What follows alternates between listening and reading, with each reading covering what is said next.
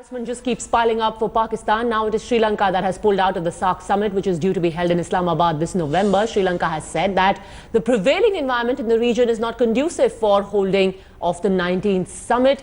It was due to take place on the 9th and 10th of November this year. Sri Lanka has also said that it condemns terrorism in all its forms and manifestations and stressed the need to deal with the issue in the region in a decisive manner.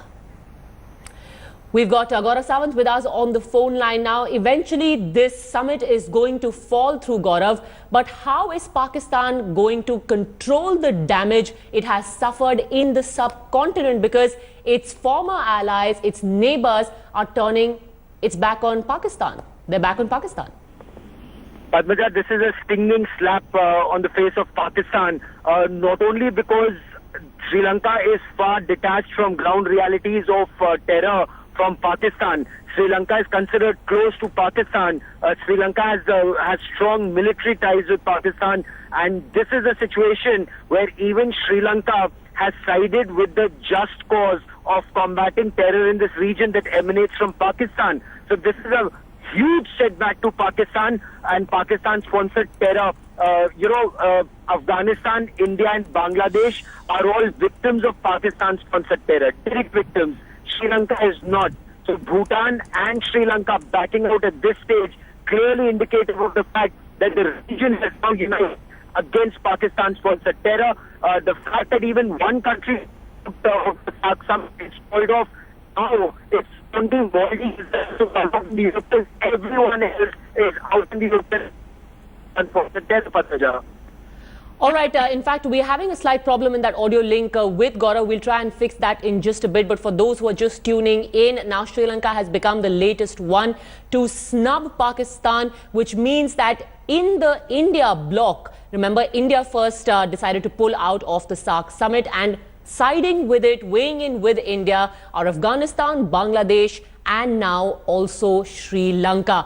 What about the only other country which is now supporting Pakistan? Where do you see this going? Where is the summit headed, Gaurav? All right, we seem to have lost the line with Gaurav. We'll try and get back to that in just a bit. Meanwhile, security has been heightened at the Indian embassy in Afghanistan a day after Indian forces wiped out 7 terror launch pads in POK. India has received intelligence that its interests in Afghanistan may be under threat from terror elements. India, in consonance with foreign intelligence agencies, has been monitoring conversations between terrorist cells in Afghanistan and their handlers in Pakistan. Intercepts have indicated a high possibility of a retaliatory strike and that Indian missions in Jalalabad and in Herat may be targeted again.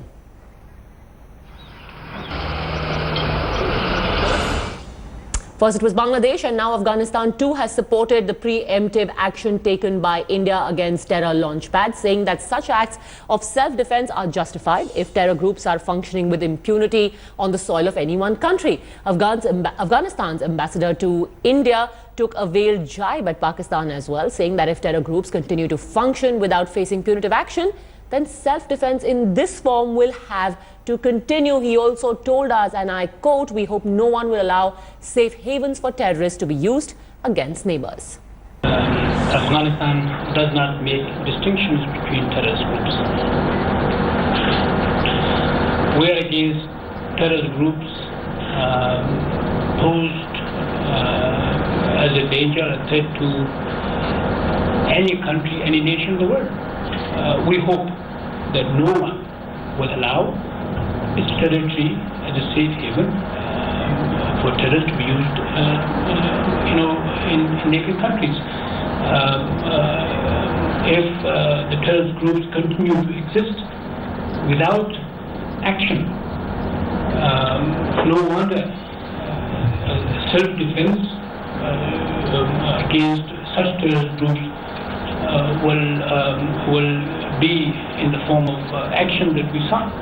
I applaud Honorable Prime Minister Modi for his boldness and his seriousness to fight terrorism more effectively. And all other nations in this region should support Prime Minister Modi's boldness and seriousness to fight terrorism so that we all are free from terrorism. Even as Pakistan gets into a huddle today, it faces an unprecedented crisis, not just at its border. The nation has failed to garner any support internationally, with even its key allies repeatedly abandoning it and choosing to take a neutral stand on the surgical strike, if not supporting India outright. Here's a look at how the world has reacted.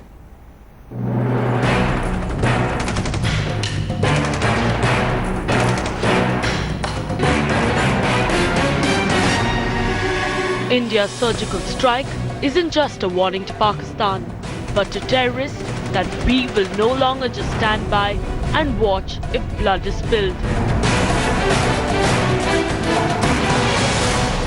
And the world is standing by India, with even Pakistan's allies refusing to condemn the surgical strike that killed nearly 40 terrorists and 2 Pak army jawans. Soon after the strike, the Modi government summoned envoys of 25 countries, including US, China and Russia, and briefed them about the operation, deeming it a classic counter-terror op. As a result of the government's many tactics to isolate Pakistan on the global stage, not one nation has stood by Pakistan. Pakistan's biggest ally, China, has taken a neutral stand on the operation. The Chinese Foreign Ministry called for restraint and only highlighted that the situation is being monitored. Pakistan has time and again run to the United States seeking an intervention, but the superpower has refused to entertain its plea. The White House has in fact approved of the strike, urging for action to combat terror. We continue to urge actions to combat and delegitimize groups like LET and the Haqqani Network and Jaish Mohammed. The United Nations, meanwhile, has also sought for a constructive dialogue, expressing concern over the rising tensions between India and Pakistan. The strongest stance was possibly taken by India's neighbour Bangladesh, which also stood by India's boycott call of SAARC. Prime Minister Sheikh Hasina's advisor welcomed the surgical strike. Promotion of the development, cooperation and understanding cannot go along with the unwanted type of interference in the internal affairs or and some sort of aggression on the country, on a sovereign country. Pakistan has been left with no support whatsoever internationally, and India's surgical strike has only isolated the country further on the global stage. Bureau Report, India Today.